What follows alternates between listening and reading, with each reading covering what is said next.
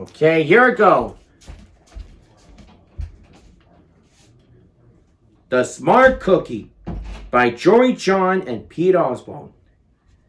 Greetings, I'm a cookie. I live in the bakery on the street corner near a river. Come on in. Welcome to our little community. It's a warm and supportive place to spend some time. Pretty fantastic, eh? These days, life is sweet, but my journey wasn't always a cakewalk. When I was younger, I could have imagined fitting in here. For a long time, I didn't feel comfortable speaking up or sharing my ideas. I didn't feel like a smart cookie. I wanted to be a cookie who knew all the answers, a cookie who felt confident in a group, a cookie who said, aha, when solving a puzzle, like this, aha. Looking back, I had some trouble in my early days. I went to school in a gingerbread house.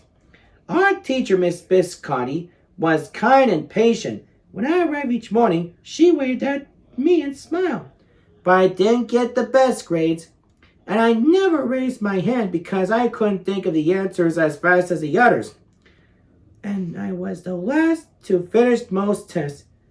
It wasn't because I didn't care, and it wasn't because I didn't try.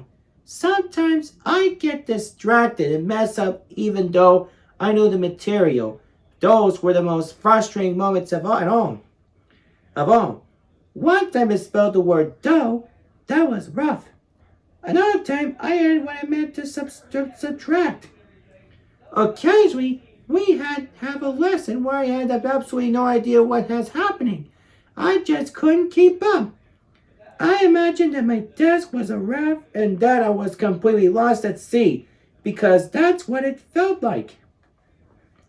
At night, I slept in the cookie jar. I had about 6 dozen roommates. Move! You move! No, you move! No, you move! No, you move! I stay awake and stare out the window and worry. And it went that way, day after day after day, but then something happened that changed everything. It all started with a homework assignment. Miss Picotti requested our attention one afternoon. Tonight, I would like you to create something completely original, she announced. It can be anything you want. Please bring it to class tomorrow. That was it. There were no further instructions. Miss Picotti winked at me as I gathered my belongings. I felt like I had a million butterflies in my stomach. Create anything, something original. No, do tomorrow? Oh. When I got home, I immediately went to work. At first, I tried a cooking project. The results were half-baked. Next, I tried to hammer and nail something in. It splintered immediately. Then I tried making a sculpture. It was a complete bust. I wonder if I was about to fail yet about another assignment. I was stuck. I stared out the window and watched the rain hit the river. There was something mesmerizing about the water. How it moved in such a chaotic way, swirling around and around, yet ultimately figuring out exactly where it needed to go. Suddenly, I had an idea. Aha! I decided to write something original. A poem. I came up with a title based on how I'd been feeling my crummy days. After that, the rest of it seems to fall into place. I wrote, I lost track of time. An hour went by in a flash. Aha! I said when I was finished.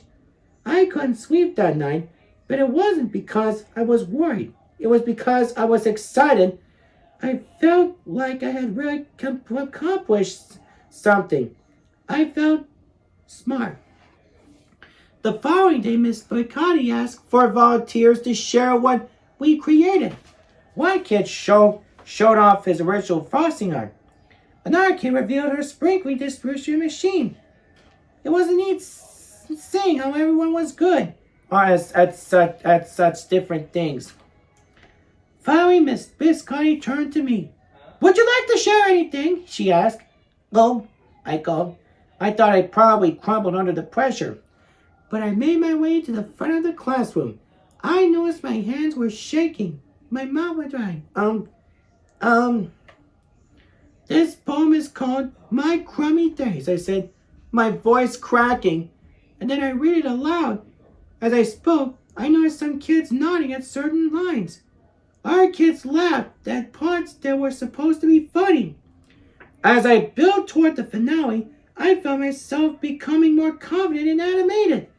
And in the end, everybody clapped and cheered.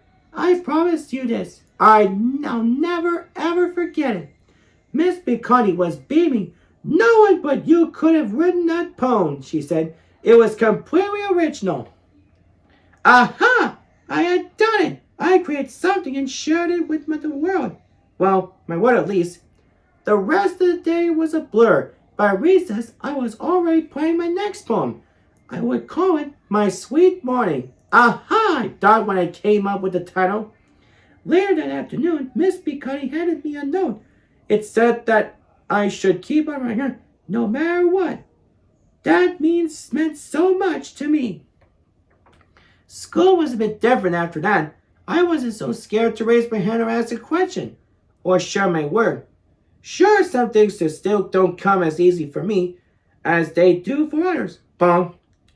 But now I know that you can be smart in many different ways.